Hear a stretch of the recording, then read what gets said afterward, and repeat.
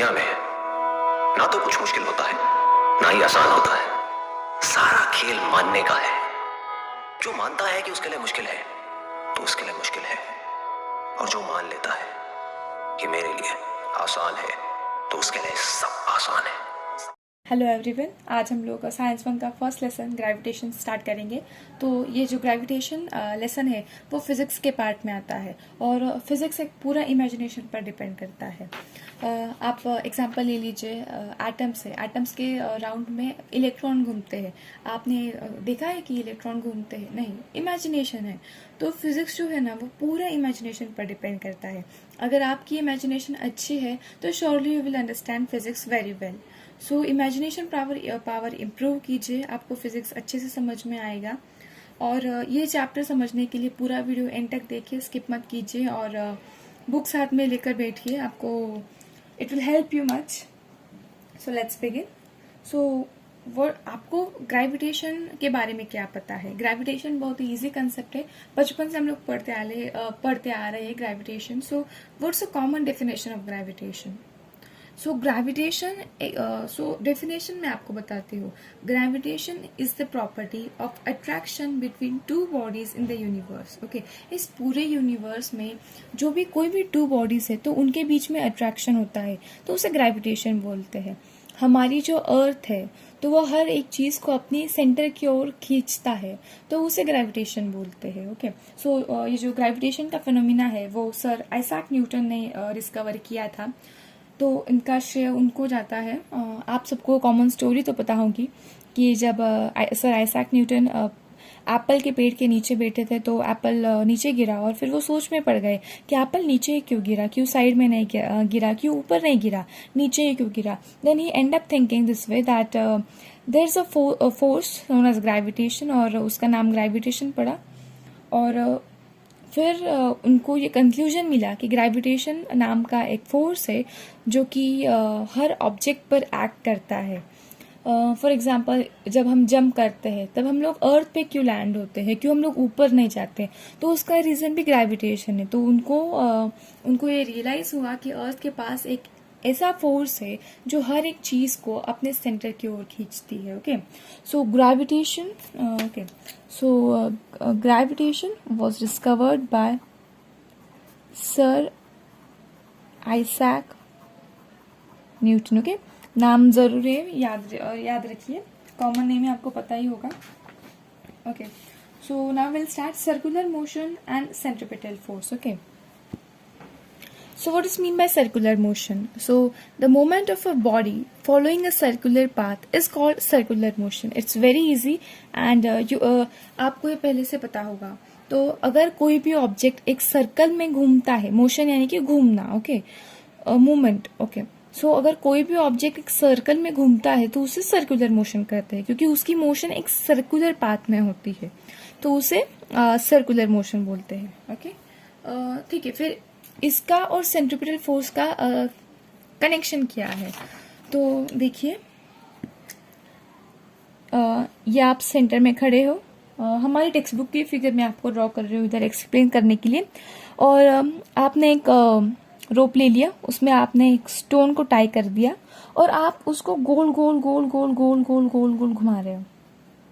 Okay, तो ये object तो सर्कुलर मोशन में घूम रहा है, आप उसको घुमा रहे हो, आप उस पर एक फोर्स अप्लाई कर रहे हो। ओके, तो उसकी वजह से वो सेंटर की ओर आने की कोशिश करता है, यानी कि आपकी ओर। ओके, ये स्टोन सेंटर की ओर आने की कोशिश करता है, उसे ही सेंट्रिपेटल फोर्स बोलते हैं। ओके, सो डेफिनेशन बहुत इजी है। अ फोर्स, ओके, ध्यान से सुनिए, a force acts on object, a force acts on object moving in a circle and it is directed towards the center of the circle is known as centripetal force. Okay, और इसीलिए centripetal का मतलब है centre seeking. जो object है centre की ओर आने की कोशिश कर रहा है, इसीलिए उसको नाम दिया गया है सेंट्रिपेटल फोर्स। आपको समझ में आ गया होगा। अगला हमारा टॉपिक है केपलर्स लॉ। तो केपलर्स लॉ क्या है, इसका नाम केपलर्स लॉ क्यों रखा है, तो वो सब कुछ हम लोग पढ़ेंगे इस टॉपिक में। तो जॉन केपलर नाम के एक एस्ट्रोनॉमर और मैथमेटिशियन थे, तो उन्होंने ये 3 लॉ दिए हैं। केप्लर्स लॉ में 3 लॉ आते हैं, तो उन्होंने 3 लॉ उन्होंने बताए हैं ये 3 लॉ, इसीलिए उनका नाम दिया गया। ओके, उनका नाम था जॉन्स केपलर, तो इसीलिए उनके नाम के ऊपर से तीनों लॉज को नाम दिया गया है। तो फर्स्ट लॉ को हम लोग कहते हैं Kepler's first law, second law को केपलर सेकेंड लॉ, और थर्ड लॉ को केपलर्स थर्ड लॉ। नाम इजी, आप आसानी से याद रख सकते हो। तो केपलर की आपको थोड़ी इंफॉर्मेशन बताती हूँ। तो जॉन्स केपलर एक एस्ट्रोनॉमर थे और साथ में ही मैथमेटिशियन भी थे। वो टाइको ब्राहे नाम के एक मैथमेटिशियन के नीचे उनको हेल्प करते थे, उनके साथ काम करते थे। और जो वो टाइको ब्राहे थे तो वो एक रॉयल मैथमेटिशियन थे और उनकी सडन डेथ हो गई। तो उनके पैलेस में कोई भी रॉयल मैथमेटिशियन नहीं था, तो इसलिए उन्होंने जॉन्स केपलर को रॉयल मैथमेटिशियन के रूप में उन्हें पदवी दे दी। फिर उन्होंने बहुत पढ़ाई की, बुक्स वगैरह लिखे, तो उनका ये बहुत बड़ा कंट्रीब्यूशन है केपलर्स लॉ, तो इसलिए इन्हें केपलर के नाम से जाना जाता है। तो हम लोग पढ़ते हैं केपलर्स फर्स्ट लॉ क्या बताता है। ओके, बहुत आसान है, बस समझिए, try to understand what I am telling you. तो टेक्स्ट बुक की फिगर से मैं आपको समझाऊंगी। ओके, सो देखिए टेक्स्ट बुक में क्या है। चलिए फर्स्ट लॉ पढ़ते हैं हम लोग, आप भी पढ़िए साथ में। Okay, the orbit of a planet is an ellipse with the sun at one of the foci. ठीक है, आपको कुछ समझा? अगर नहीं भी समझो तो टेंशन मत लीजिए, धीरे धीरे पढ़िए, उनको ब्रेक कीजिए। जब आप उनको ब्रेक करेंगे ना सेंटेंसेस को, तभी आपको मीनिंग समझ में आएगा। Okay, the orbit of a planet, text book यही है, देखिए पढ़िए। The orbit of a planet is N ellipse. ठीक है, अभी the orbit of a planet यानी कि कोई भी प्लैनेट है तो उसका ऑर्बिट, इतना समझ में आ गया। तो हम फिगर ड्रॉ करते हैं। The orbit of a planet, ठीक है, ये सन है, ये सन है, और ये कोई एक प्लैनेट है, इधर ड्रॉ किया है टेक्स्ट बुक में, ये कोई प्लैनेट है और उसका ये ऑर्बिट है। ठीक है, ये उसका ऑर्बिट है। तो the orbit of a planet, तो इस प्लैनेट का ऑर्बिट क्या है? तो इस प्लैनेट का ऑर्बिट एक इलिप्स है। ठीक है, इलिप्स का मतलब क्या होता है? तो देखिए, जब हम लोग एक कोन है, कोन को जब हम लोग कट करते हैं, देखिए इंक्लाइन प्लेन में जब हम कोन को कट करते हैं, ये कोन है, ये कोन मैंने बनाया, और अगर इस कोन को आप इस तरह से कट करेंगे, यानी कि ऐसे अगर आप कोन को कट करेंगे, ओके, इंक्लाइन प्लेन में, आपके टेक्स्ट बुक में भी दिया है अच्छे से, आप उधर से देख सकते हैं। तो ये जो शेप आपको मिलेगा ना, तो उसे इलिप्स कहते हैं। इलिप्स एक ओवल की तरह ही होता है, आप उसे तरह समझ लीजिए। तो फिर ये प्लैनेट का ऑर्बिट है वो इलिप्स है। ठीक है, इलिप्स शेप का होता है फिर वो, और सन, ठीक है, the orbit of a planet is N ellipse, इतना तो समझ में आ गया। प्लैनेट का ऑर्बिट है वो इलिप्स है, इलिप्स भी समझ में आ गया। जब हम लोग कोन को इंक्लाइन प्लेन में कट करते हैं तो उसे इलिप्स कहते हैं। With the sun at one of the foci, ठीक है, तो इस इलिप्स में ना 2 पॉइंट्स होते हैं, उसे फोकस कहते हैं। एक यहाँ होता है और एक यहाँ होता है, तो ये दोनों पॉइंट्स आ गए फोकस हमारे। इसका डिस्टेंस और इसका डिस्टेंस सेम होता है। ठीक है, this distance is equal to this distance, this is equal. और इधर फोकाई दिया है, तो फोकस का ही प्लूरल फॉर्म फोकाई है। With the sun at one of the foci, तो जो सन है ना वो या तो इस पॉइंट में रहेगा या तो इस पॉइंट पे रहेगा। तो सन सेंटर में नहीं होता है, सन उस ऑर्बिट के यहाँ होता है या फिर यहाँ होता है। फिर से पढ़ते हैं, the orbit of the planet is ellipse with the sun at one of the foci।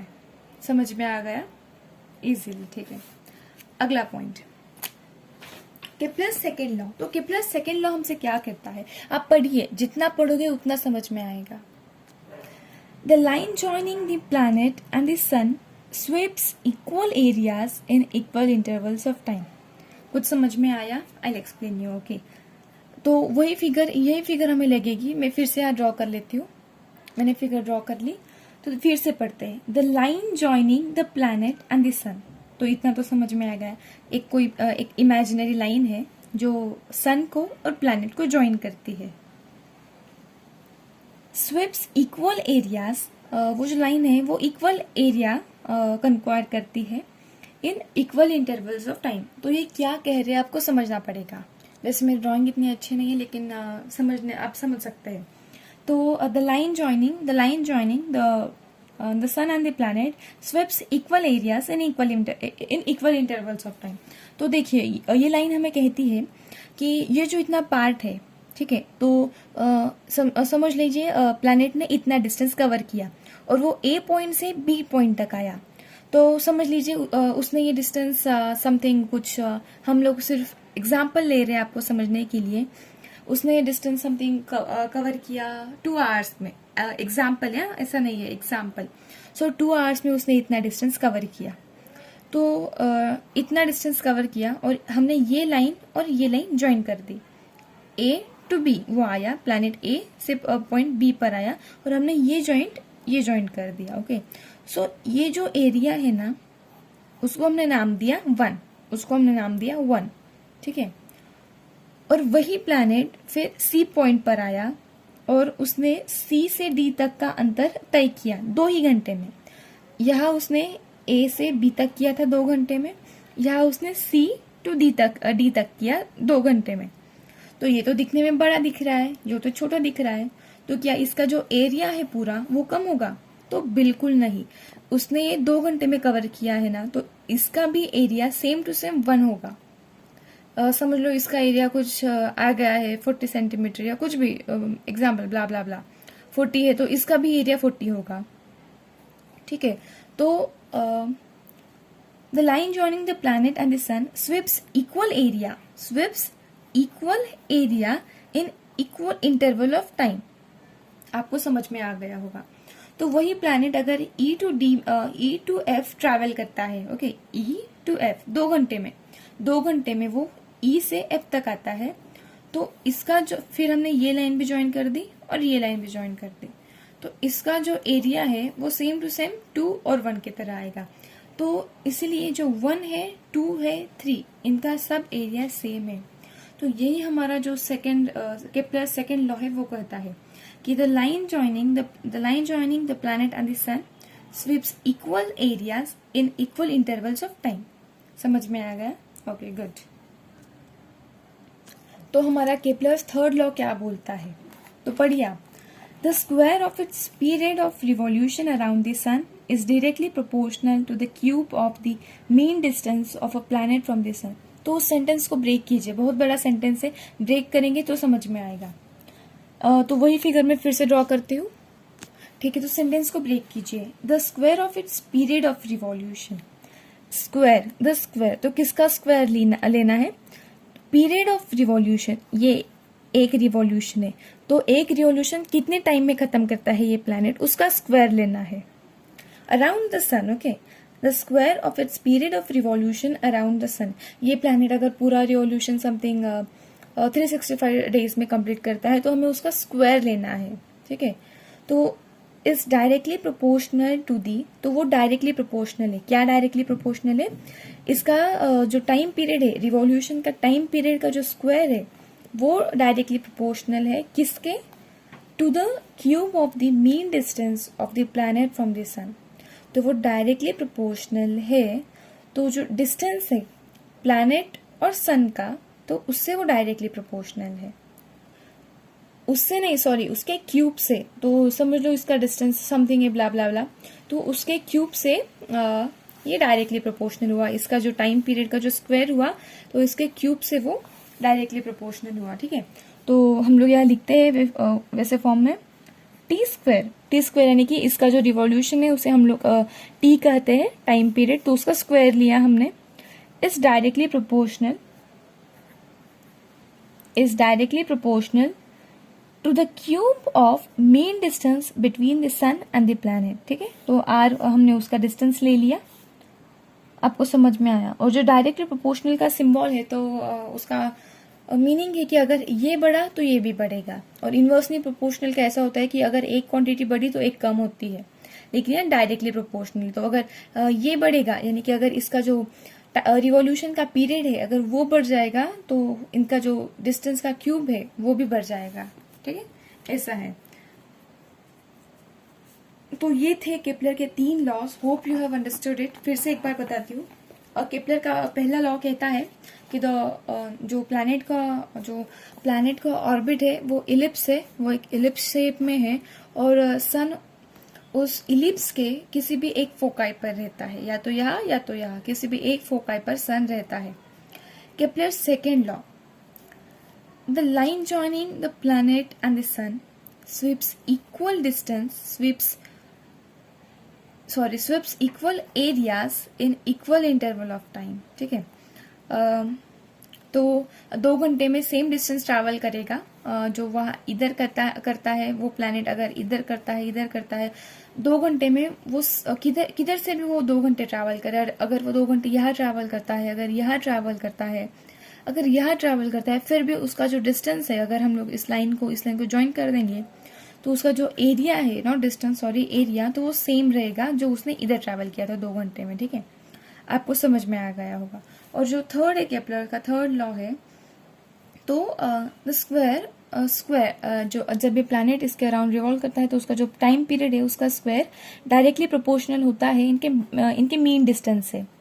इस प्लैनेट के रिवॉल्यूशन का स्क्वायर डायरेक्टली प्रोपोर्शनल होता है इनके क्यूब, ओके, इन इस डिस्टेंस के क्यूब से। हमारा अगला टॉपिक है Newton's universal law of gravitation. Sorry, तो ये क्या है, तो हम उसको समझते हैं। तो समझ लीजिए ये 2 ऑब्जेक्ट्स हैं, ओके, ये 2 ऑब्जेक्ट्स हैं। इसका मास है m1 और इसका मास है m2, और ये उनके सेंटर पॉइंट्स है। तो इसके सेंटर से तो इसके सेंटर्स का डिस्टेंस हम लोग मान लेते हैं d, सपोज d, ओके, हमने मान लिया d। इन दोनों के सेंटर्स का डिस्टेंस हमने मान लिया d। तो समझ लिएगा, अगर ये 2 ऑब्जेक्ट्स है और ये 2 ऑब्जेक्ट्स है, तो इसका मास आया m1, इसका मास आया m2, और इनके बीच का जो डिस्टेंस है उसको हमने मान लिया d। तो ग्रेविटेशनल फोर्स का फॉर्मूला हम लोग कैसे डिराइव करेंगे, तो देखते हैं। हमें यहाँ ग्रेविटेशनल फोर्स का फॉर्मूला डिराइव करना है। तो न्यूटन ने बताया कि जो ग्रेविटेशनल फोर्स है वो डायरेक्टली प्रोपोर्शनल है। प्रोपोर्शनल का साइन तो आपको पता है, वो डायरेक्टली प्रोपोर्शनल है इन दोनों के मास के प्रोडक्ट से। ठीक है, the gravitational force is directly proportional to the product of the masses of 2 objects m1 m2। समझ में आया? इन दोनों के मास के प्रोडक्ट से ग्रेविटेशनल फोर्स डायरेक्टली प्रोपोर्शनल है। अगर इन दोनों का प्रोडक्ट बढ़ जाएगा, यानी कि अगर एक का भी मास बढ़ा तो इन दोनों का प्रोडक्ट ऑफकोर्स बढ़ेगा, तो फिर फोर्स भी बढ़ेगा। इन दोनों में जो फोर्स होगा वो ऑफकोर्स बढ़ेगा। अगर इन दोनों का जो मास है वो कम हो गया, फिर डायरेक्टली उसका जो प्रोडक्ट है वो कम हो जाएगा, तो फोर्स है तो वो भी कम हो जाएगा। ठीक है, आपको समझा? So this force is directly proportional to the product of the masses of 2 objects, and this force is inversely proportional. Okay, inversely proportional यानी कि अपॉन में लिखना, तो is inversely proportional to the square of the distance between them. ये जो distance है ना, तो इसको स्क्वायर कर लेना है। वो इनवर्सली प्रोपोर्शनल है to the square of the distance between the objects. Okay, so ये हमें पता चला। अगर इनका डिस्टेंस बढ़ा तो ये कम होगा फोर्स, अगर डिस्टेंस कम हुआ तो फोर्स बढ़ेगा। तो ऐसा है ये। तो जब हम लोग ये प्रोपोर्शनलिटी का साइन निकालते हैं ना, तो वह इज इक्वल टू आ जाता है और कांस्टेंट आता है। ठीक है, कांस्टेंट। ये हटाने के लिए या हमने इज इक्वल टू लिया और यहाँ कांस्टेंट आया। ओके, बाकी का same to same, m1 m2 upon d square और इधर f। तो आगे f इज इक्वल टू, हम लोग ये कांस्टेंट को g लेंगे। ओके, ग्रेविटेशनल कांस्टेंट कहते हैं। अभी हम लोग ग्रेविटेशनल फोर्स का फॉर्मूला निकाल रहे हैं, इसलिए हमने यहाँ g लिया। ग्रेविटेशनल कांस्टेंट कहते हैं इस g को। बाकी सारा same to same, m1 m2 upon d square. तो ये जो g की वैल्यू है ना, कांस्टेंट होती है हमेशा, कभी भी बदलती नहीं है। इसको हम लोग ग्रेविटेशनल कांस्टेंट, इसको हम लोग कहते हैं ग्रेविटेशनल कांस्टेंट और यूनिवर्सल कांस्टेंट। ठीक है, पूरे यूनिवर्स में आप कहाँ भी जाओ, किसी और प्लैनेट पर क्यों ना जाओ, लेकिन इसकी वैल्यू कभी चेंज नहीं होगी, इसलिए इसको यूनिवर्सल कांस्टेंट कहते हैं। ठीक है, तो इसकी वैल्यू पे मैं आपको बताऊंगी, फिक्स वैल्यू है इसकी। इसकी जो वैल्यू है आपको याद रखनी पड़ेगी, एग्जाम में बहुत बार पूछते हैं कि उसकी वैल्यू क्या है।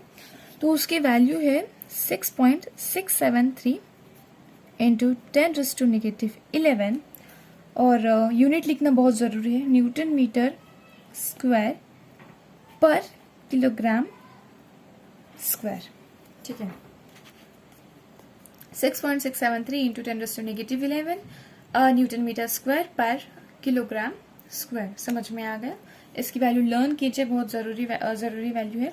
तो ये जो जी है ना, वो टेम्परेचर पर डिपेंड नहीं करता, प्रेशर पर डिपेंड नहीं करता, इस पर कोई भी जो सराउंडिंग्स के कोई भी फैक्टर्स है वो इसको अफेक्ट नहीं करते, इसीलिए इसको ग्रेविटेशनल कांस्टेंट या यूनिवर्सल कांस्टेंट कहा जाता है। समझ में आ गया आपको? चलिए, तो अभी उसकी जो यूनिट थी ग्रेविटेशनल कांस्टेंट की, जो यूनिट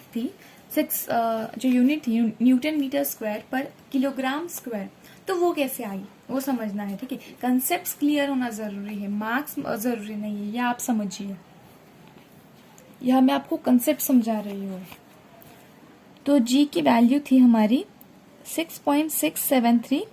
मैं बार बार इसलिए दोहरा रही हूँ क्योंकि आपका भी लर्न होनी चाहिए, इसलिए 6.673 इंटू 10⁻⁻11 न्यूटन मीटर स्क्वायर पर किलोग्राम स्क्वायर। तो ये वैल्यू कैसे आई? तो हमें जी का यूनिट कैसे आई, तो हमें यूनिट डिराइव करना है ना। तो ये जो फॉर्मूला है, ये फॉर्मूला है, वो हम लोग लिखते हैं। यह हमारा फॉर्मूला डिराइव हो गया, this is the derivation what we wanted. ये फॉर्मूला लिखना है, F is equal to G gravitational constant into M1 into M2 upon D square. ठीक है, तो हमें G की यूनिट फाइंड करनी है ऑफकोर्स। तो जो फोर्स है वो किस में कैलकुलेट होता है, पहले आप फोर्स D को यहाँ शिफ्ट कर लीजिए, D अपॉन में तो ऊपर आ जाएगा। ओके, डॉट का मतलब भी मल्टीप्लीकेशन होता है। ठीक है, और ये जो M1 और M2 है वो नीचे आ जाएगा डिनोमिनेटर में। ठीक है, M1 M2 और यहाँ बचा जी, आपको समझ में आ गया, D ऊपर गया और M1 और M2 नीचे आ गए। तो F हमारा कैलकुलेट होता है न्यूटन में, D आ गया मीटर में। ठीक है, D का स्क्वायर है, डिस्टेंस का स्क्वायर है, इसलिए यहाँ भी आ गया स्क्वायर। और M, ओके, सो मास kg, सो kg इंटू kg, दो मासेस है ना, इसलिए इज इक्वल टू g। तो यहाँ g is equal to newton metre square upon kilogram square. समझ में आ गया ये यूनिट कैसे आई? तो आपके टेक्स्ट बुक में इसका डेरिवेशन नहीं दिया है, लेकिन मैंने आपको समझने के लिए बता दिया, इजी पड़ेगा आपको। और अगर हमको और यदि हमें ये kg ऊपर लाना है, kg स्क्वायर, आपको पता है या नहीं पता नहीं, तो हम लोग ऐसा लिखेंगे न्यूटन मीटर स्क्वायर, और पर का साइन मत लगाना, kg -2।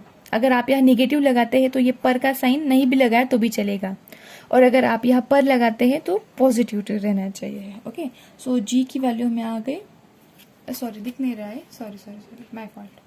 सो आपको ये कंसेप्ट समझ में आ गया कि अगर आप kg स्क्वायर को अगर आपको डिनोमिनेटर फॉर्म में नहीं लिखना है तो यह आपको 2 लगाना पड़ेगा, तो वो ऐसा आ जाएगा न्यूटन मीटर स्क्वायर kg -2। आपकी टेक्स्ट बुक में ऐसे फॉर्म में दिया है, इसलिए मैंने आपको बता दिया। देखिए यहाँ है वो, यहाँ -2 है, इसलिए मैंने आपको बता दिया। और अगर यदि आप यहाँ पर भी लगाते हो तो भी चलेगा, -2 नहीं भी लिखना है तो भी चल जाएगा। ठीक है, अपने टेक्स्ट बुक में मार्क कर लीजिए इंपॉर्टेंट लाइन से, every object in the universe attracts every other object with a definite force. इस पूरे इस यूनिवर्स में जो भी कोई भी दो ऑब्जेक्ट है तो उनमें एक फोर्स एक्ट होता है। कोई भी दो ऑब्जेक्ट आप ले लीजिए, ये पेन ले लीजिए, ये बुक ले लीजिए, इन दोनों में भी फोर्स एक्ट हो रहा है। ओके, तो अर्थ के फोर्स के सामने वो एक निग्लिजिबल फोर्स है, इसलिए ये दोनों अट्रैक्ट नहीं हो पाते हैं एक दूसरे के सामने। अर्थ का फोर्स इतना बड़ा है कि इन दोनों का फोर्स तो उसके सामने कुछ भी नहीं है। तो यही एक रीजन है कि हम लोग अट्रैक्ट नहीं हो जाते। ये दोनों बुक्स में भी फोर्स अट्रैक्ट हो रहा है, ठीक है, लेकिन अर्थ के सामने ये निग्लिजिबल है। ठीक है, आपको समझ में आ गया। ये फिगर मैंने आपको एक्सप्लेन भी की थी, आपको समझ में आ गई होगी। This force is directly proportional. ये जो फोर्स है वो डायरेक्टली प्रोपोर्शनल है to the product of the masses of two objects. आपको समझ में आ गया होगा क्योंकि मैंने आपको एक्सप्लेन किया है। And is inversely proportional to the square of the distance between them. ठीक है, तो इन दोनों के डिस्टेंस के स्क्वायर से वो इनवर्सली प्रोपोर्शनल है। ठीक है, ये भी इंफॉर्मेशन मैं आपको बता चुकी हूँ। और ये फॉर्मूला कैसे डिराइव होता है ये भी मैंने आपको एक्सप्लेन किया है, ठीक से समझ लीजिए। ये फॉर्मूला कैसे डिराइव हुआ वो भी आपको पता है। जी की वैल्यू लर्न कर लीजिए, इंपॉर्टेंट है, यहां भी दी है, अंडरलाइन कर लीजिए। ठीक है, तो अब हम लोग ये टॉपिक स्टार्ट करेंगे। तो इस टॉपिक में न्यूटन जी ने कुछ inverse square law of gravitation बताया था। ये देखिए, तो वो inverse square law of gravitation क्या है और उसमें क्या उन्होंने कंसेप्ट बताया, फिर ये डेरिवेशन कैसे आया, वो आप सब लोग सीखेंगे।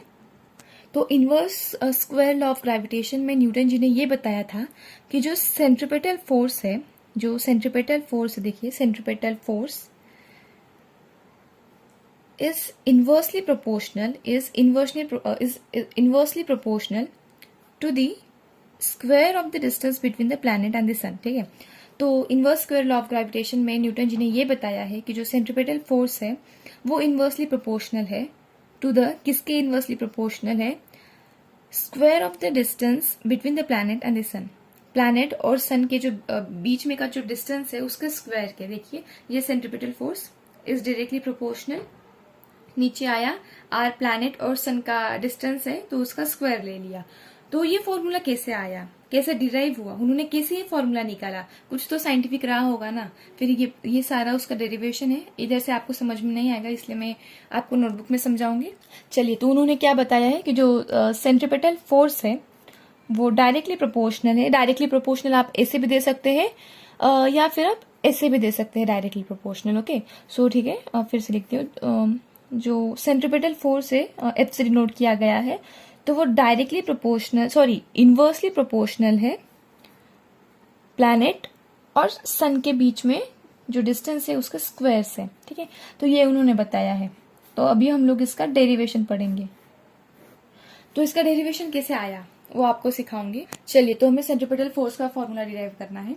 तो हम लोग समझ लेते हैं कि सेंट्रीपेटल फोर्स एक प्लैनेट पर एक्ट हो रहा है, तो उस प्लैनेट का जो मास है, ठीक है, उस प्लैनेट का जो मास है उसे हम लोग m कंसिडर कर लेते हैं। उस प्लैनेट की जो वेलोसिटी है वो हम लोग v कंसिडर कर लेते हैं। और प्लैनेट और सन का जो डिस्टेंस है, समझिए, प्लैनेट और सन का जो डिस्टेंस है उसे हम लोग मान लेते हैं r। ठीक है, तो सेंट्रीपेटल फोर्स का फॉर्मूला इसे आया F is equal to mv² upon r। तो इसे हम लोग इक्वेशन 1 मान लेते हैं, इक्वेशन 1। ये थी हमारी स्टेप 1 और हमारी स्टेप 2 है।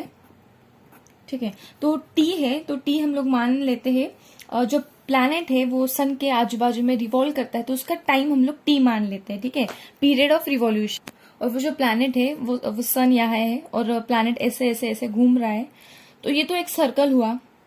ठीक है, तो इसका सर्कमफरेंस का फॉर्मूला क्या आएगा, 2πr। ओके, तो ये जो डिस्टेंस ट्रैवल करता है वो कितना आया, तो वो 2πr, planet 2πr distance travel करता है 1 रिवॉल्यूशन में। ठीक है, तो distance travel by planet in 1 revolution हम लोग मान लेते हैं 2πr। तो उस प्लैनेट की स्पीड कितनी है, उसका वेलोसिटी कितनी है, तो हम लोग लिखते हैं, स्पीड का फॉर्मूला आपको पता होगा। ठीक है, डिस्टेंस अपॉन टाइम। तो डिस्टेंस क्या आया, डिस्टेंस ट्रैवल, डिस्टेंस क्या था, 2πr। 2πr और टाइम, ओके, टाइम टेकन, तो पीरियड ऑफ रिवॉल्यूशन t था। समझ में आ गया?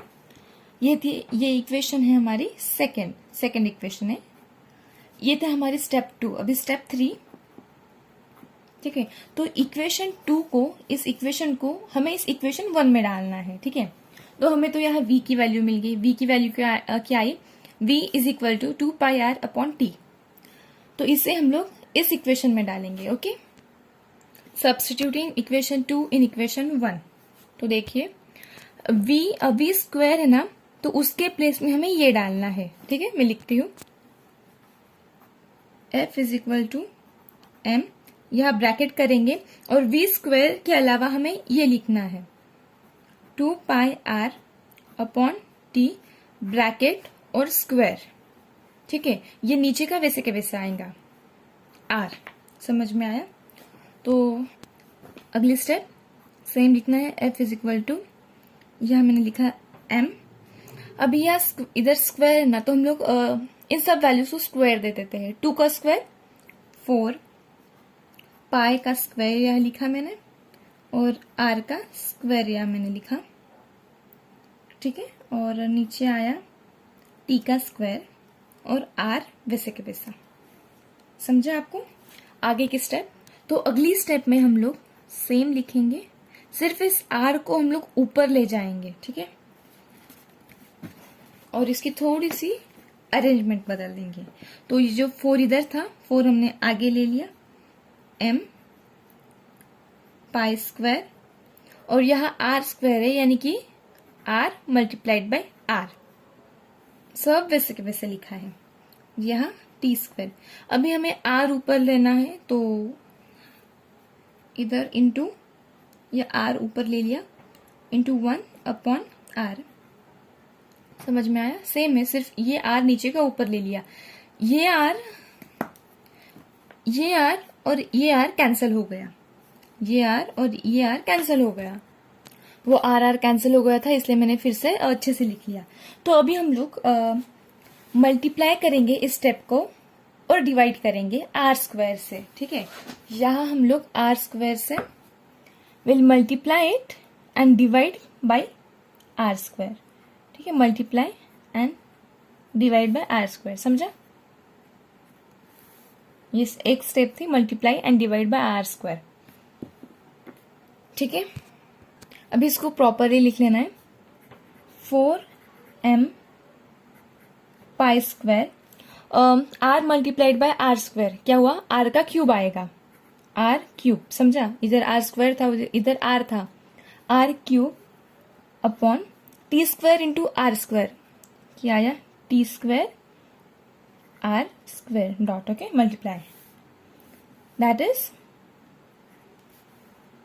Is f is equal to 4m pi square, same वैसे के वैसा लिख रही हूं मैं, यहाँ r स्क्वायर, ये r स्क्वायर इधर रहने दिया, और ये r क्यूब यहाँ से निकाल लिया, और t square into r cube upon t square.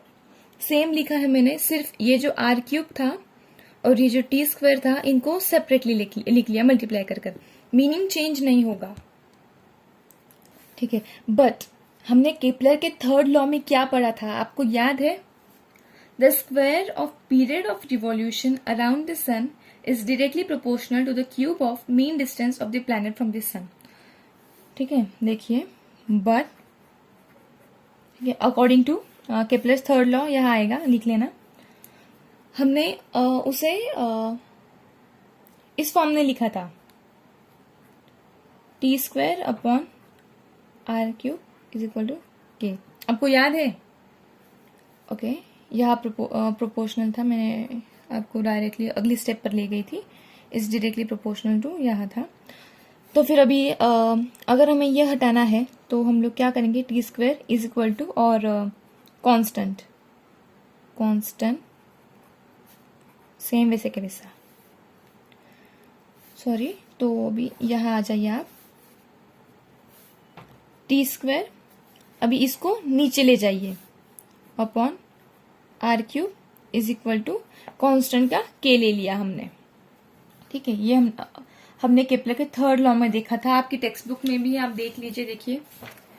देखिए यह था, मैंने आपको पहले भी सिखाया था चैप्टर के स्टार्टिंग में। देखिए ये सेम है, ये और ये, आप इसको ऑब्जर्व कीजिए, ये सेम दिख रहा है, सिर्फ प्रॉब्लम ये है कि ये इसका रेसिप्रोकल है। तो अभी हम लोग इसको रेसिप्रोकल कर लेंगे, ठीक है। तो आर क्यूब था, उसे ऊपर ले जाएंगे, R cube upon T square is equal to, यहां भी उल्टा हो जाएगा, यहां फिर ऊपर 1 आ जाएगा, नीचे के आ जाएगा। Got it. तो हमें अभी ये इसमें डालना है, ठीक है, ये तो सेम है। तो इसके अलावा हम लोग ये डालेंगे, ये वैल्यू डालेंगे। समझ में आ गया। मैं सेम लिखती हूँ, F is equal to 4m pi square upon R square into यह 1 अपॉन के आया, is equal to 4m pi square upon R square K. पर ये सब है, ये कांस्टेंट वैल्यूज है, ये क्या है, कांस्टेंट वैल्यू है। 4m और पाई स्क्वायर अपॉन के, ये कांस्टेंट्स है, कांस्टेंट वैल्यू है ये। इसीलिए हम लोग f इज इक्वल टू यहाँ कांस्टेंट लेंगे, इसकी जगह कांस्टेंट ले लिया हमने, इनटू 1 अपॉन आर स्क्वायर। समझा आपको। सेम है। और मैंने आपको पहले भी बताया था कि डायरेक्टली प्रोपोर्शनल का अगर हमें साइन हटाना है तो वह इज इक्वल टू आएगा और कांस्टेंट आएगा। तो इसको सिर्फ उल्टा करना है, यहाँ पहले से ही इज इक्वल टू है और कांस्टेंट है, तो यहाँ आया डायरेक्टली प्रोपोर्शनल, और 1 अपॉन आर स्क्वायर है, तो 1 अपॉन के फॉर्म में है, इसलिए वो इनवर्सली प्रोपोर्शनल है, ठीक है। तो हमें जो डेरिवेशन चाहिए था वो हमें यहाँ मिल गया है। Okay, it's done. जो न्यूटन ने बताया था वो हमने यहाँ डिराइव कर लिया है। Centripetal force is inversely proportional to the square of distance between the planet and the sun. तो ये डेरिवेशन यहाँ आ गया है। आप वीडियो को फिर से देखिए, फिर आपको ये अच्छे से समझ में आ गया। आपके नोटबुक में आप लिख लीजिए, क्योंकि टेक्स्ट बुक से तो आपको समझ में आने वाला नहीं है, इसलिए अपनी हैंड राइटिंग में ठीक से लिख लीजिए और रिवाइज करने के वक्त आप यही पढ़ना। अगर आपको कोई पूछे कि inverse square law of gravitation क्या है, तो उसे जवाब देना कि centripetal force is inversely proportional to the square of the distance between the planet and the sun. बहुत इजी, आपको इतनी बड़ी डेफिनेशन लर्न करने की जरूरत नहीं है, सिर्फ इतना सा ध्यान में रखिए, ठीक है। सेंटेंसेस आप बना सकते हैं, सिर्फ इतना सा ध्यान में रखिए। अगले टॉपिक में तो हमारे सॉल्व एग्जाम्पल्स है, लेकिन सॉल्व एग्जाम्पल्स और जो भी न्यूमेरिकल्स है उसका मैं सेपरेट वीडियो बनाऊंगी ग्रेविटेशन चैप्टर का, तो उससे आपको कोई भी प्रॉब्लम नहीं होगी, इजीली आप समझ सकेंगे। अगला टॉपिक हमारा है variation in the value of G. उससे पहले हम लोग जी की वैल्यू अर्थ पर क्या है और कैसे आई वो वैल्यू, वो हम लोग फाइंड करेंगे। तो जी यानी कि वो बड़ा वाला जी नहीं, कैपिटल जी नहीं, ये स्मॉल जी, तो इसे कहते हैं हम लोग एक्सेलरेशन ड्यू टू ग्रेविटी, ठीक है, और ग्रेविटेशनल एक्सेलरेशन, ठीक है। तो इसकी वैल्यू अर्थ पर हमारे अर्थ पर ये है जी is equal to 9.8 metre per second square. तो ये वैल्यू आई कैसे, हम सबका डेरिवेशन पढ़ रहे हैं, इसका भी डेरिवेशन सीखेंगे। तो इसे फाइंड करने के लिए हमें जो ग्रेविटेशनल फोर्स का फॉर्मूला था वो लिखना पड़ेगा। तो ग्रेविटेशनल फोर्स का फॉर्मूला था F is equal to capital G m1 into m2 upon, याद है ना आपको, d स्क्वायर, ये फॉर्मूला था हमारा। तो ये d मीन्स ऑब्जेक्ट के बीच का डिस्टेंस था। तो यहाँ पे हमें ये g फाइंड करना है अर्थ पर। तो F is equal to g, m1 mass of earth आया, तो इसे हम लोग कैपिटल M में डिनोट करेंगे, और स्मॉल m कोई भी ऑब्जेक्ट जो कि अर्थ पर है, और इनका जो डिस्टेंस है हमें अर्थ का,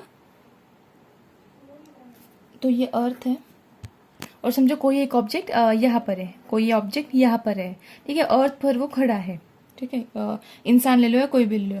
तो अब हम लोग इसका डिस्टेंस कैसे लेंगे, तो अर्थ के सेंटर से लेकर ये डिस्टेंस, तो इसका ये डिस्टेंस आया, ठीक है। m तो आ गया अर्थ का मास, स्मॉल m आ गया इस ऑब्जेक्ट का मास, और इनका डिस्टेंस हमें अर्थ के सेंटर से यहाँ तक का लेना है, ठीक है।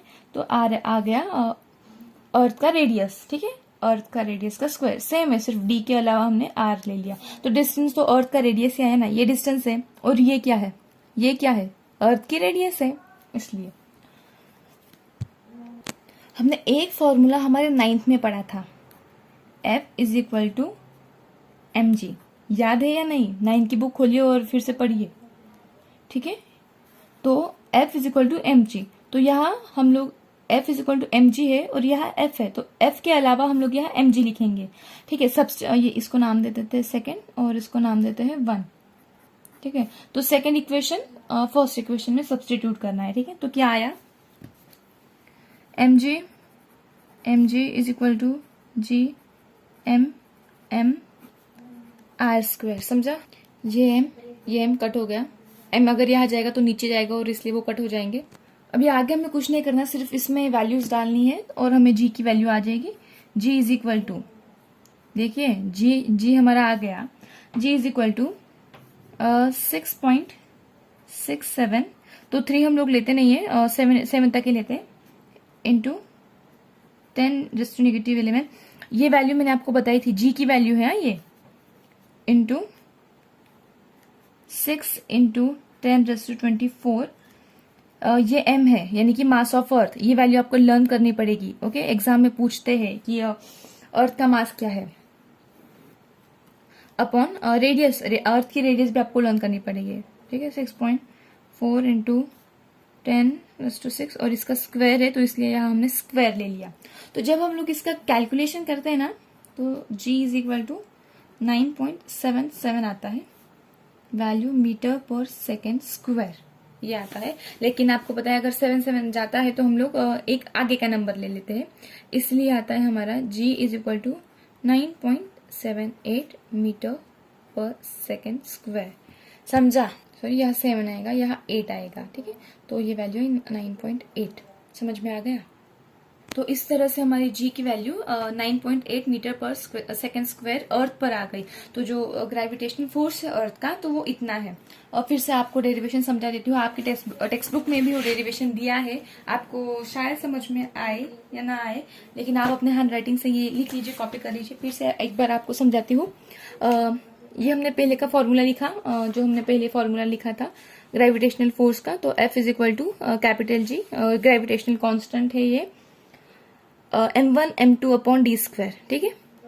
F is equal to G वैसे के वैसे आया, और हमें अर्थ पर फाइंड करना है ना, उन दोनों का फोर्स क्या है वो अर्थ पर फाइंड कर रहे हैं हम लोग। तो एक ऑब्जेक्ट तो आ गया अर्थ, पहला ऑब्जेक्ट आ गया अर्थ, और दूसरा ऑब्जेक्ट है जो कोई भी ऑब्जेक्ट है जो अर्थ पर है, ठीक है। तो अर्थ का मास हमने मान लिया m, कैपिटल M, और जो कोई भी ऑब्जेक्ट है अर्थ पर तो उसका मास हमने m मान लिया, ठीक है, small m, upon R square. R square क्यों लिया हमने, क्योंकि यहाँ तो हमें डिस्टेंस लेना है उन दो ऑब्जेक्ट्स का, यानी कि अर्थ का और जो कोई भी ऑब्जेक्ट है उसका डिस्टेंस लेना है। तो अर्थ के सेंटर से तो यहाँ का डिस्टेंस आया बराबर, मैंने आपको पहले भी कहा था कि वो सर्कल्स में भी हमने सेंटर का डिस्टेंस माना था, तो इस सेंटर से लेकर यहाँ तक आया। तो ये तो अर्थ की रेडियस है, इसलिए हमने आर स्क्वायर ले लिया। हमने 9th स्टैंडर्ड में पढ़ा था कि F is equal to mg, पढ़ा था या नहीं, याद है ना।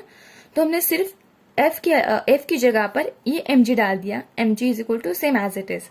यह m कट हो गया, यह m कट हो गया, g इज इक्वल टू ये वैल्यूज डाल दिए हमने, ग्रेविटेशनल कांस्टेंट की वैल्यू ये आ गई, अर्थ का मास ये आ गया, और अर्थ की रेडियस कैलकुलेशन किया, ये आंसर आया, और हमें पता चला, हमें आंसर मिला कि g की value 9.8 metre per second square कैसे आई।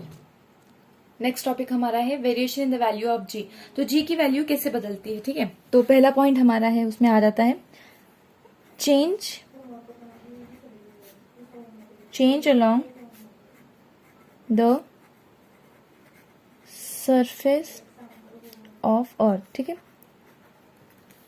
Change along the surface of the earth. तो जैसे जैसे अर्थ का हम लोग सरफेस चेंज करते जाएंगे g की वैल्यू बदलेगी, ठीक है। आपको और समझाती हूँ। ये है हमारा अर्थ, हमारा जो अर्थ है ना वो ऐसा राउंड शेप में नहीं है, ऐसा ना वो बल्ज हुआ है, ठीक है, ऐसा चिपटा है, वो जैसे मैंने शेप ड्रॉ किया है ना ऐसा है। तो देखिए ये सेंटर है, तो ये जो डिस्टेंस है ना और ये डिस्टेंस तो ये डिस्टेंस बड़ा है इस डिस्टेंस से, ये डिस्टेंस बड़ा है और ये डिस्टेंस छोटा है। अर्थ के बल्ज होने के कारण पोल से तो सेंटर तक का जो डिस्टेंस है वो कम है एज कंपेयर टू ये डिस्टेंस है। तो एफ हमने पढ़ा था पहले, तो देखिए ये दोनों वैल्यू यहाँ इनवर्सली प्रोपोर्शनल है। तो अगर डी कम है, अगर डी कम हुआ, डिस्टेंस जो है वो कम हुआ, तो एफ क्या होगा, एफ बढ़ेगा। If D is less, if D decreases then F increases. तो जैसे यहाँ डिस्टेंस कम है, डिस्टेंस कम हुआ, फोर्स इंक्रीज होगा।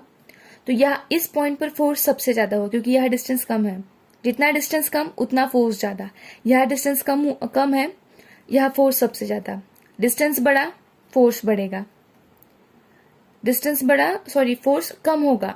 यहाँ डिस्टेंस कम था तो फोर्स बढ़ा था, यहाँ डिस्टेंस बढ़ा है तो फोर्स कम है। तो यहाँ याद रखिए point number 1, if D decreases, F will increase। और फोर्स इंक्रीज हुआ यानी कि तो जी की वैल्यू है वो चेंज हो गई, समझ में आया। और यहाँ सेकेंड पॉइंट ये है, जी यानी कि क्या है, ग्रेविटेशनल फोर्स, फोर्स समझ में आ गया। तो हेंस इंपॉर्टेंट है, hence force is more on poles and least on equator. समझने की बात है, समझ में आ गया होगा आपको, ठीक है। पॉइंट नंबर 2, तो चेंज विथ हाइट। तो जी की वैल्यू है ना वो हाइट के अनुसार भी चेंज होती है। चेंज विथ हाइट, वही सेम फिगर, ये हमारी अर्थ है, ठीक है। ये डिस्टेंस यहाँ छोटा है और यहाँ बड़ा है। फिगर अच्छे से नहीं है, समझ लीजिए, वही सेम लिखा मैंने। चेंज विथ हाइट, यहाँ देखिए, तो चेंज विथ हाइट मतलब क्या, यहां से अगर हम लोग ऊपर जाएंगे, यहाँ ऊपर गए तो डिस्टेंस बढ़ा, तो यहां से लेकर यहां तक का डिस्टेंस आया। डिस्टेंस बढ़ा यानी कि फोर्स क्या हुआ, कम हुआ।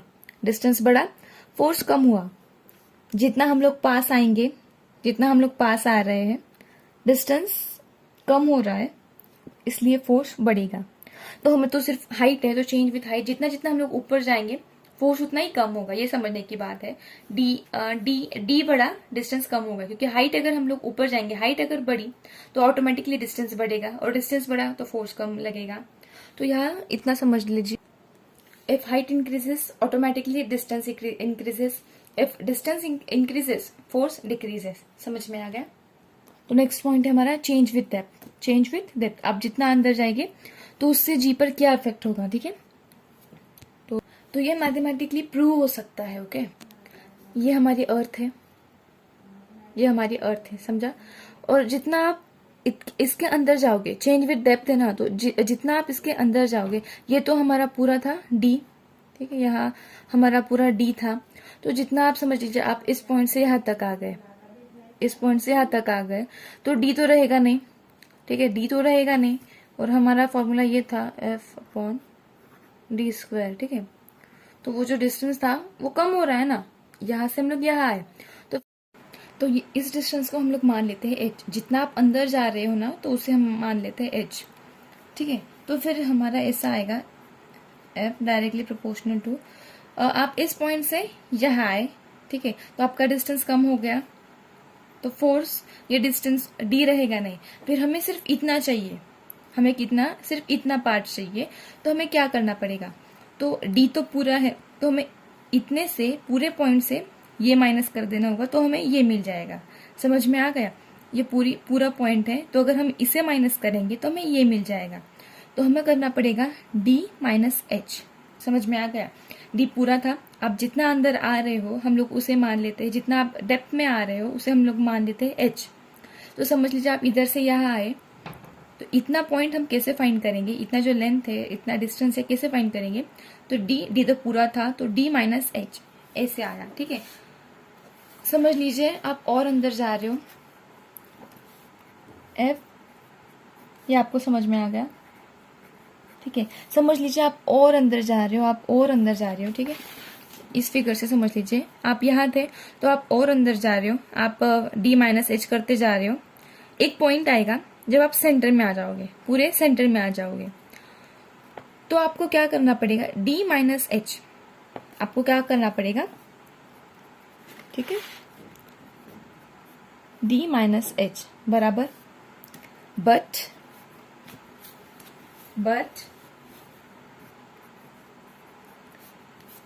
लेकिन अगर जब आप सेंटर में आते हो तो D ही H बन जाएगा, ठीक है। आप अगर यहाँ सेंटर में आ गए तो जो D था वही तो H आ जाएगा, क्योंकि H हमने किसको माना था, आप जितना अंदर आ रहे हो तो उतना हमने H माना था। तो आप लोग अगर यहाँ से इस पॉइंट में आ गए तो ये पूरा H हो जाएगा, बट सेंटर में आने के बाद D is equal to H, D बन जाएगा H।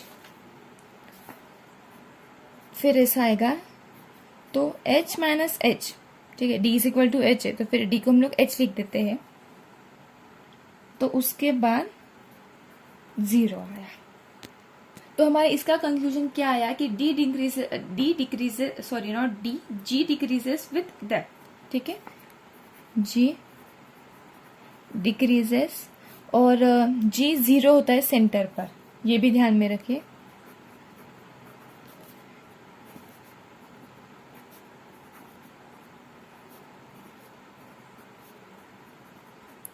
इंपॉर्टेंट पॉइंट है। अगला हमारा टॉपिक है मास एंड वेट।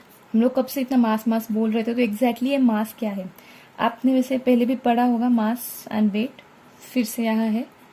तो मास क्या है, मास की डेफिनेशन क्या है, तो मास is the quantity of matter contain in an object.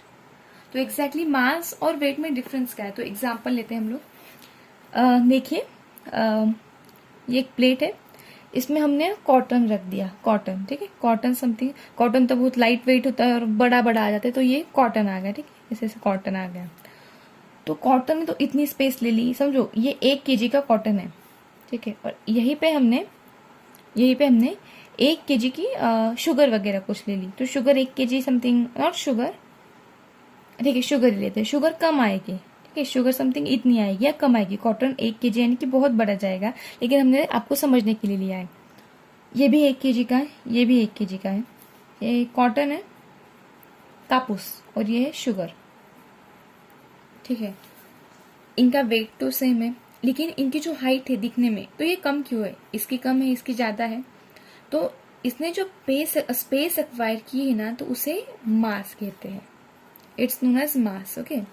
ये जो स्पेस एक्वायर किया गया है ना, तो उसे मास कहते हैं। और वेट क्या है, वेट तो एक weight is the force with which the earth attracts an object, ये वेट की डेफिनेशन है। मास आपको समझ में आ गया, वेट और मास एक पूरे अलग अलग कंसेप्ट है।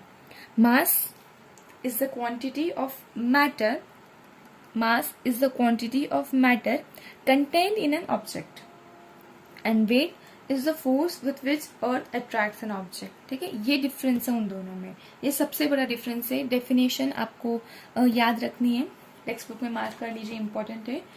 और इनके बीच का डिफरेंस, ओके, तो मास है ना, मास रिमेन सेम एवरीवेयर।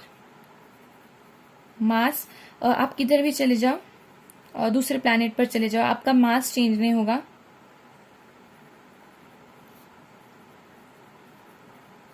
आप कहीं भी चले जाओ, आप मून पर जाओ, आप किसी और प्लैनेट पर जाओ, आपका मास चेंज नहीं होगा, मास सेम टू सेम रहेगा।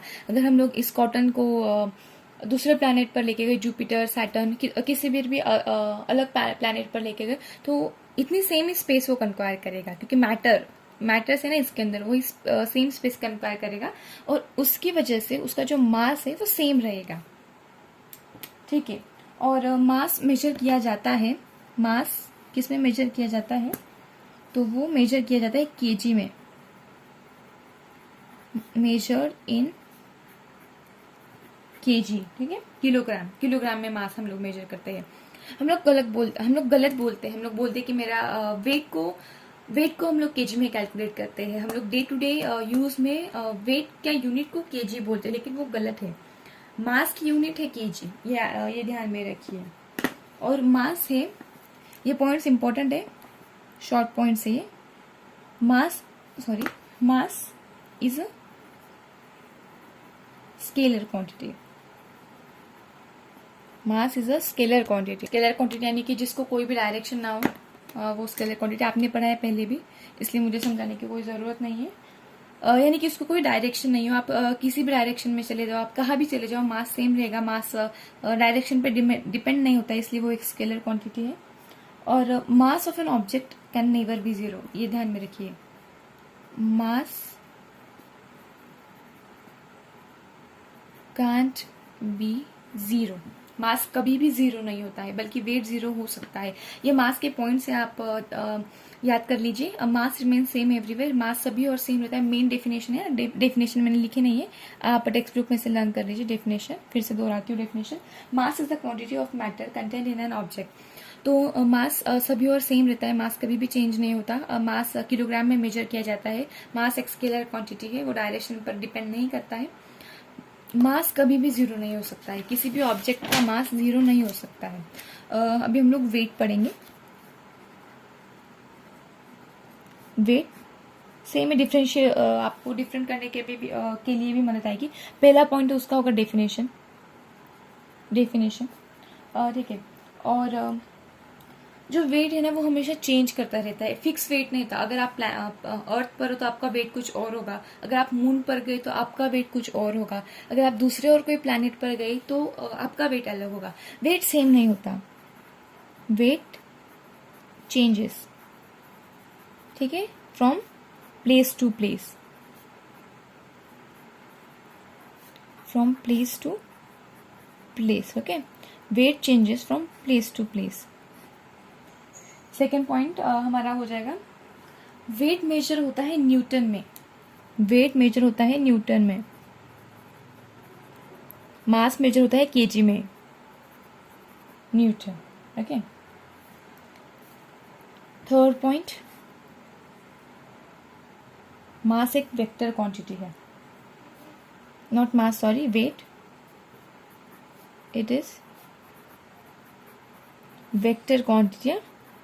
ये डायरेक्शन पर डिपेंड करता है। और weight of an object can be zero, किसी भी ऑब्जेक्ट का वेट जीरो हो सकता है। हाँ, इट कैन बी जीरो, बल्कि हमारा जो मास है वो कभी भी जीरो नहीं हो सकता था। मुझे लगता है अभी आपको समझ में आ गया होगा। वेट की जो ऐसा यूनिट है वो न्यूटन है, और मास की ऐसा यूनिट है वो किलोग्राम है। तो अगला कंसेप्ट हमारा है फ्री फॉल। आपने 9th स्टैंडर्ड में फ्री फॉल पढ़ा है। तो फ्री फॉल एक ऐसी कंडीशन है जो सिर्फ वैक्यूम प्लेस में हो जाता है, वैक्यूम एरिया में हो जाता है, सिर्फ वही पॉसिबल है। तो फ्री फॉल की डेफिनेशन क्या है?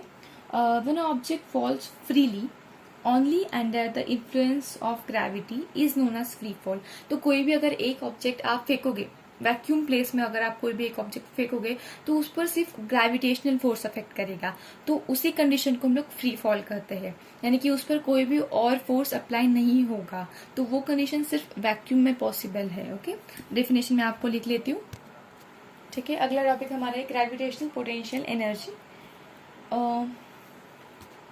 पोटेंशियल एनर्जी क्या है वो तो आपको पता है, उसकी definition. Potential energy, the energy stored in an object because of its position or state is called as potential energy। तो ये उसकी डेफिनेशन है। और यहाँ पे उन्होंने कुछ आपकी टेक्स्ट बुक में उन्होंने कुछ ग्रेविटेशन पोटेंशियल एनर्जी के पार्ट में कुछ दिया है, कुछ फॉर्मूला दिया है, आप देख सकते हैं। देखिए, ये फॉर्मूला है, तो उसे किसे डिराइव करते हैं आपके टेक्स्ट बुक में दिया नहीं है, लेकिन आपके समझने के लिए अगर आपको चाहिए तो मैं एक्स्ट्रा में आपको समझा देती हूँ। इम्पोर्टेंट नहीं है, लेकिन कंसेप्ट क्लियर होना ज़रूरी है। मार्क्स के लिए मत, क्लैरिफिकेशन के लिए पढ़ाई कीजिए। ठीक है, ठीक है। तो पोटेंशियल एनर्जी का फॉर्मूला क्या है? Potential energy is equal to mgh। आपने लर्न किया होगा mgh। ठीक है, आपको समझ में आया mgh। और mg mg क्या होता है? mg आपने ये भी हमने पहले पढ़ा था, F is equal to mg। तो हम लोग mg के अलावा F लिखेंगे, P is equal to F into H। समझ में आया? और F की कोई इक्वेशन है क्या? अगर हम F के अलावा कोई और लिख सकते हैं तो हाँ है।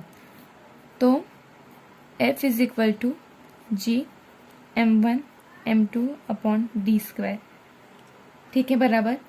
तो हम लोग लिखेंगे potential energy is equal to G, sorry planet के लिए लिख रहे हैं ना हम लोग, तो अर्थ का मास, ऑब्जेक्ट का मास और हाइट। अभी हाइट को हम लोग, हाइट बाकी है ना हमारा, तो हाइट को हम लोग लिखेंगे इंटू R प्लस एच। तो R प्लस एच कैसे आ गया? R ये तो रेडियस है अर्थ की, और जो ऑब्जेक्ट है वो पर्टिकुलर हाइट पर है, तो ये आ गई ऑब्जेक्ट की हाइट। अर्थ का रेडियस वो हमारा डिस्टेंस आ गया, अर्थ का रेडियस। ठीक है, ये अर्थ है, ये अर्थ समझ लीजिए। तो ये डिस्टेंस और ये जो ऑब्जेक्ट है समथिंग इस डिस्टेंस पर होगा, तो ये R आ गया, अर्थ का रेडियस R, और ये हाइट, तो ये डिस्टेंस आ गया R प्लस एच। ठीक है, तो नीचे का हम लोग लिखेंगे डिस्टेंस का स्क्वायर, तो डिस्टेंस तो ये है, तो R प्लस एच का स्क्वायर आ गया। तो ये स्क्वायर है, ये कट हो गया और ये कट हो गया। PE potential energy is equal to G upon R plus H बचा। समझ में आ गया आपको? ये एक कट हो गया और ये इसका एक कट हो गया, इसलिए यहाँ सिर्फ एक आए बचा। ठीक है, वो सिर्फ आपके समझ के लिए था। अगला टॉपिक हमारा आ गया एस्केप वेलोसिटी। एस्केप वेलोसिटी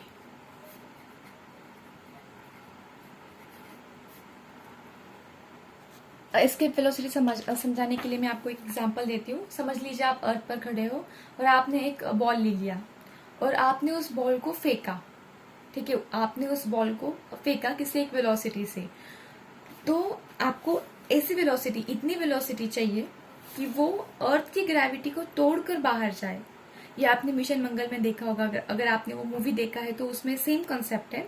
हमें अर्थ की ग्रेविटी को तोड़कर बाहर जाना है। ठीक है, तो इसे कहते हैं एस्केप वेलोसिटी। तो अर्थ की ग्रेविटी को तोड़कर जाने वाली वेलोसिटी को हम लोग एस्केप वेलोसिटी कहते हैं। उसकी definition, the minimum velocity with which a body should be projected from the surface of planet और moon so that it escapes from the gravitational influence of planet or moon is called as escape velocity।